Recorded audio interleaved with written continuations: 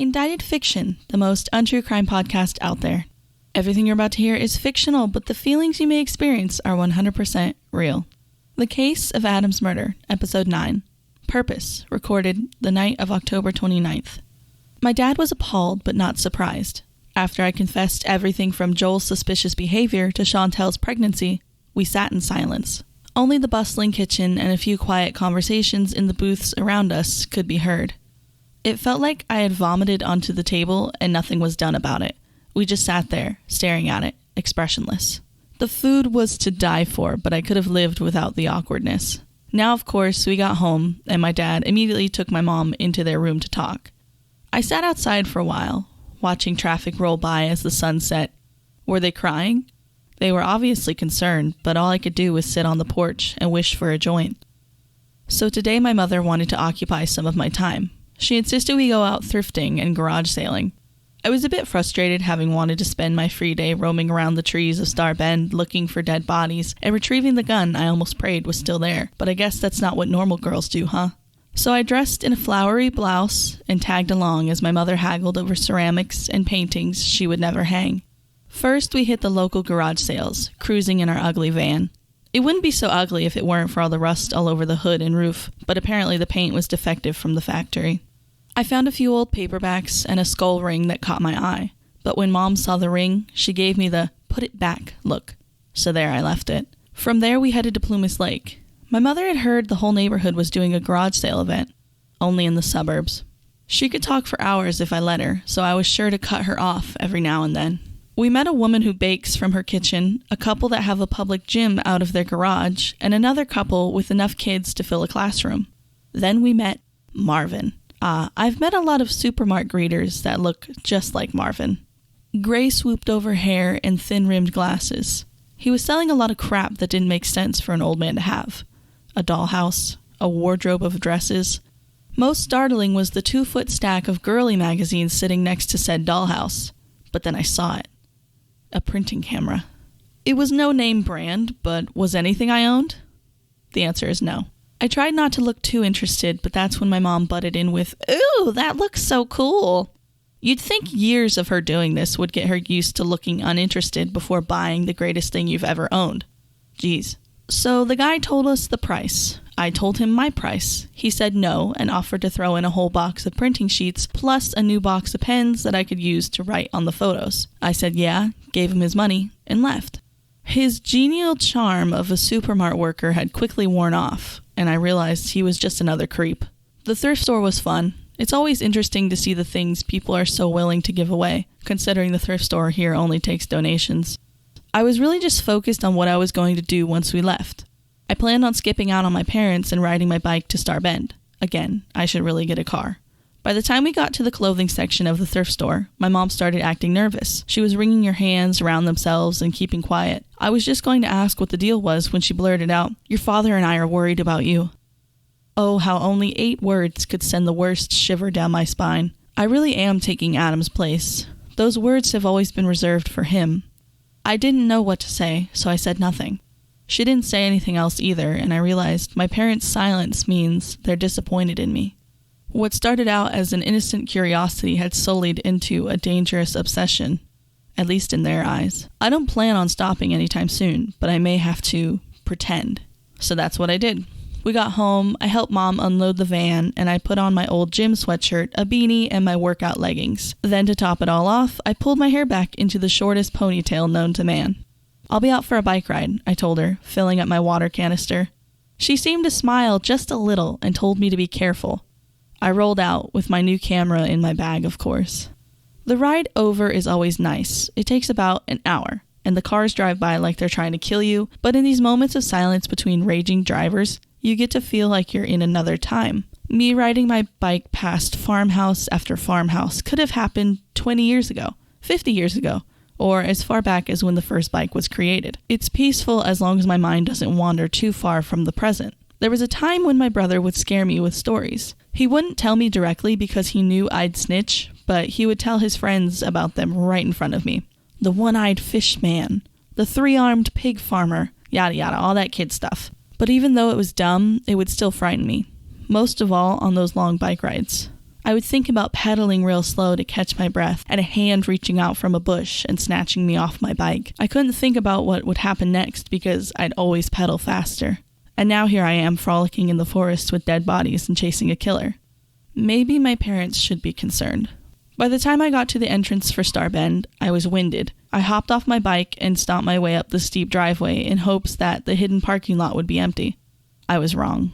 10 or more cars and pickups sat in the lot. Luckily, most of the visitors were down by the dock, loading their small boats into the murky water or already out on the fast-moving mud. The Feather River isn't much to swim in, as it'll carry your body out to Sacramento faster than you can say drowning victim. Not to mention, the water is so brown, you'd wonder if it's sewage runoff. Despite the heat radiating from my body, I kept my sweatshirt and beanie on.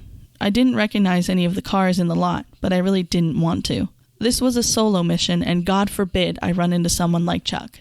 Speaking of, I haven't heard from him since yesterday. He didn't even text me to let me know he got home safe, but he did leave me on red when I asked if he was okay. So my guess is he's fine. As I pulled my bike onto the path, the one that's not really a path but has enough space to walk, I looked down, realizing how meager my tires looked. I hoped to not blow one of them out, but also couldn't afford losing my bike. In hindsight, locking it up in the parking lot would have been the better solution. I was quick to ignore the new no trespassing sign, figuring I wasn't the only one. It wasn't long before I was hidden away in the trees. The swimmer's screams and music had subsided, and only the crunching of leaves accompanied me. I rolled my bike up to a tree and left it there as I explored the surrounding 30 feet. I felt so calm, something I can't feel in my apartment anymore, something I haven't been able to feel in a long time. I was near the place Adam's body was dumped, the place we spent so much time together. I have to wonder if he was there. I know I don't believe in an afterlife or God or spirits, but the mind still wanders. Could he have seen me looking for those that had been tortured like him? Was he proud of me for making a stand, or at least trying to? I was just so calm. Again, I thought of all the missed opportunities, the way he'd never hold his child or walk down the aisle, the way we'd never walk that forest again. Well, I don't know. I didn't feel his presence, but I did, if that makes sense. I felt whole walking amongst the low-hanging tree branches, whole and calm and serene. The silence encapsulated me, and I felt every breath and every beat of my heart. The air was clean and didn't stink of cigarette smoke or weed. I walked along, getting closer to Adam's stump. I could just make out the squiggles of letters carved into the side when my serenity was broken. A deep sorrow replaced it as I gazed upon a young man. The sound of machinery ate at the back of my mind, reminding me that I had sat at a desk and listened to that for a whole day. I had walked the floors that Adam's blood had been spilled upon, talking amongst the men who had killed him, smiled and laughed and shed tears in front of them, and for all I know, Joel could have helped. Sayonara is a science fantasy fiction podcast set in NYC 2 decades after an averted apocalypse. Faced with climate disasters, a breakdown in order, and a dimensionally cracking world, everyone has retreated deep into magic. Iris Penner, who died fighting the averted apocalypse, has returned to life with a mission to prevent the next world-ending event. Helping her is a reconstituted wild hunt, populated by mythological figures and talented humans. The only problem is that Iris is also prophesied to be the one to trigger the next apocalypse.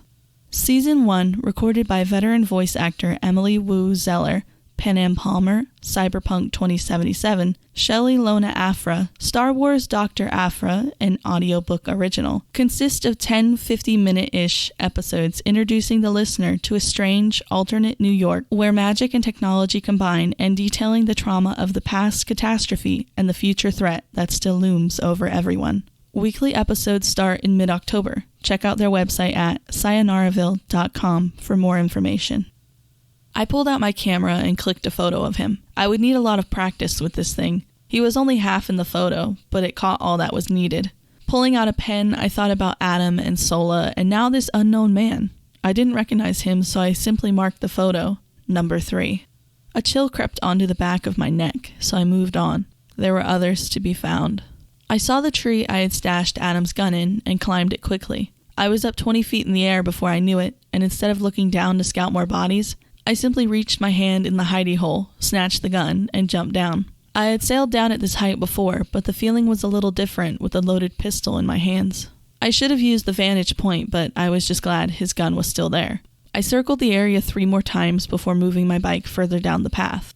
3 dead bodies. That means 2 other families just as affected as mine is. Just as torn and broken and downright unfixable.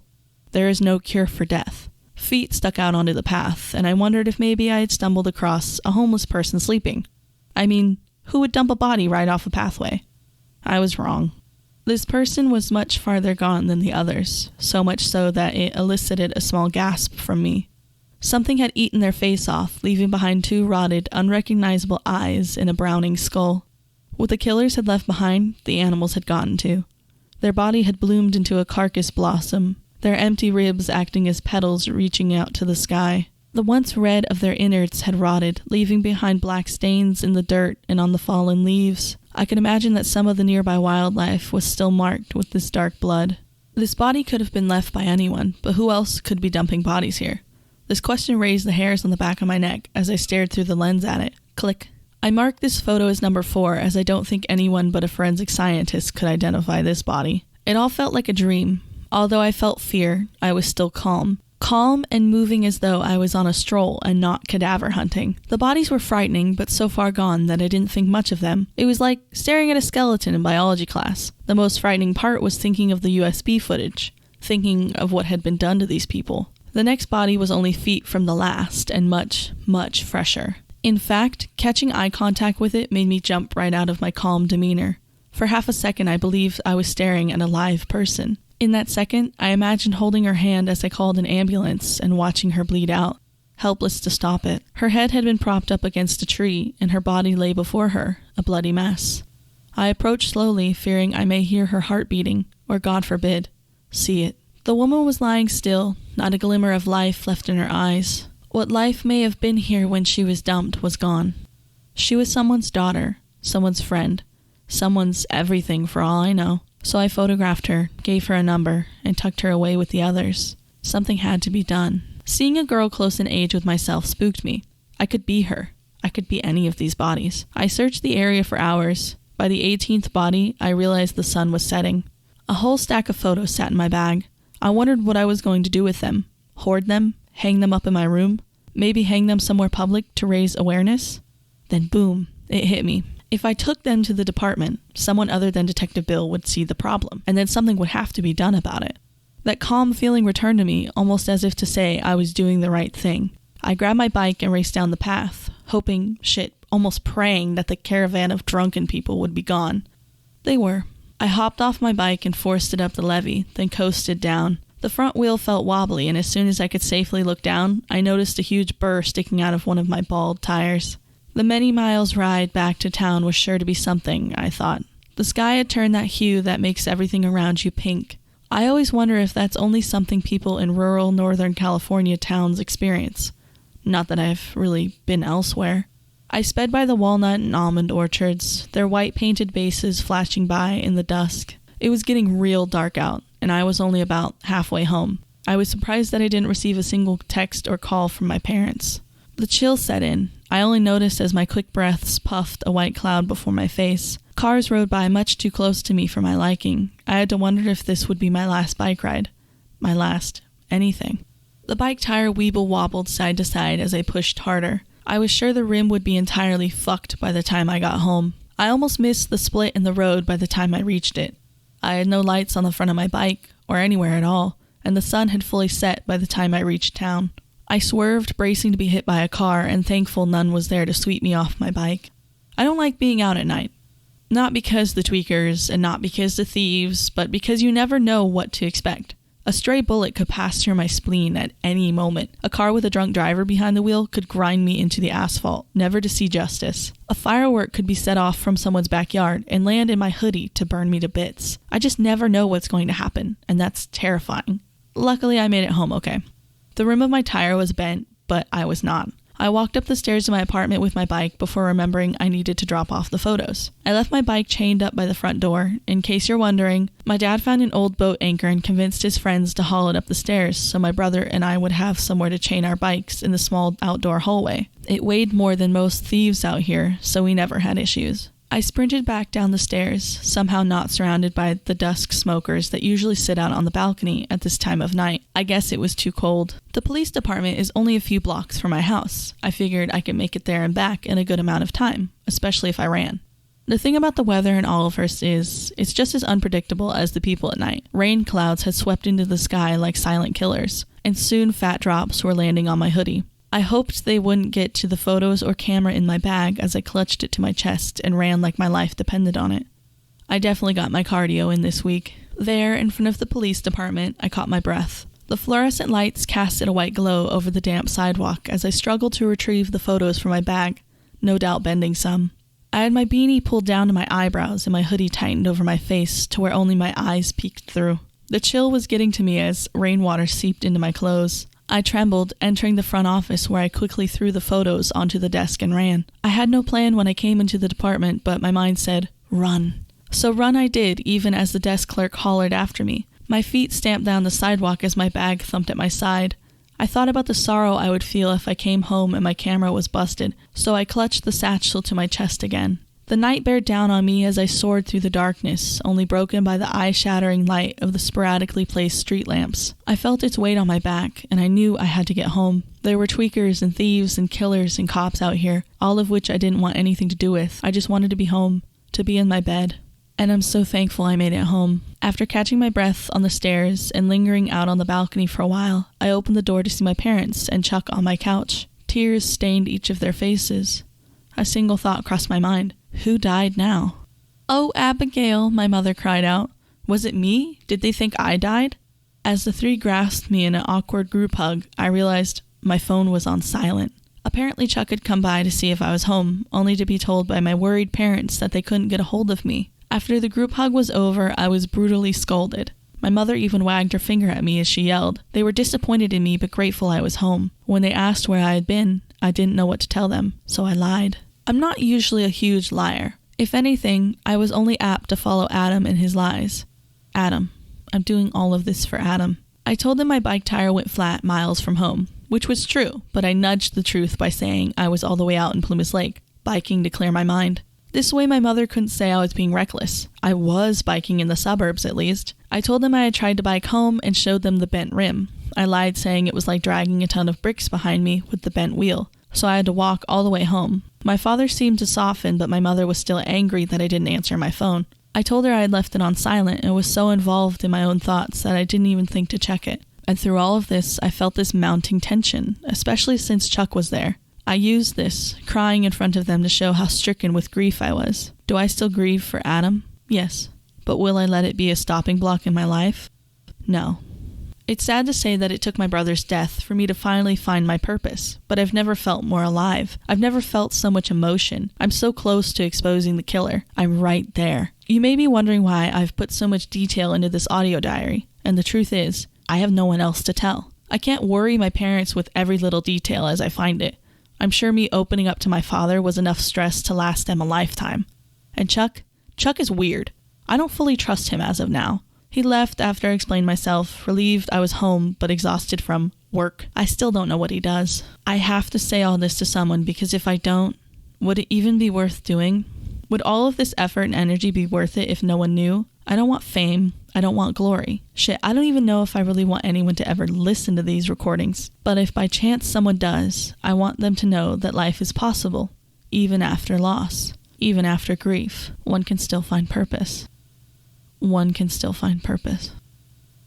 Thanks for listening. Be sure to tune in next Friday for Adam's Murder, Episode 10, Serial Killer. Don't forget, Adam's Murder will be published as a paperback and ebook October 7th, 2022, when the finale of Indicted Fiction Season 1 airs. Pre-order is open, so be sure to head over to my website and pre-order your signed copy today. I'd like to thank my patrons, Vernon, Greg, Steve, Colby, and Andy. Your support keeps my projects going. If you'd like to support Indicted Fiction and my other current projects while also getting a peek at what I do behind the scenes, go to patreon.com/AlyannaPoe and pledge for less than a cup of coffee per month. If you'd like to read the transcribed audio diary of Abigail Drummer, go to my website, authoralyannapoe.com/blog. Each episode is posted on my blog under Indicted Fiction.